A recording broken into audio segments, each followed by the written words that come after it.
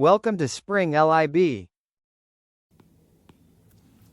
So for this problem, what we're going to want to do is implicit differentiation. And implicit differentiation is very good when we have some expression with an x and a y, and it's equal to another expression. So we have this equation that's not just as simple as y equals something. It's some function of x and y perhaps, and then another function of x and y on the other side. So that's why we want to use implicit differentiation. So what we're given here is the sine of xy being equal to the cosine of x plus y. We're going to differentiate both sides with respect to x. So it's going to look something like this.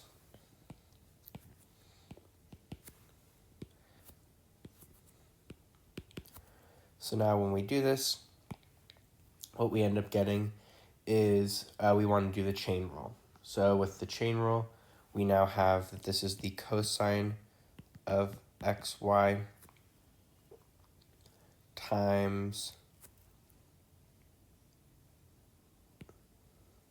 y plus xy prime, and that's doing chain rule. That's going to be equal to a negative sine of x plus y times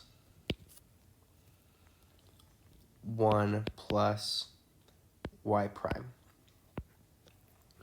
So with all this, we want to simplify further. So what we have now is y cosine xy plus x cosine xy times y prime. And that's going to be equal to the negative sine of x plus y minus the sine of x plus y prime. So now that we have all this, we want to add this right here to both sides. And then we want to factor out the y prime. So when we do that, we get x cosine xy plus sine x plus y.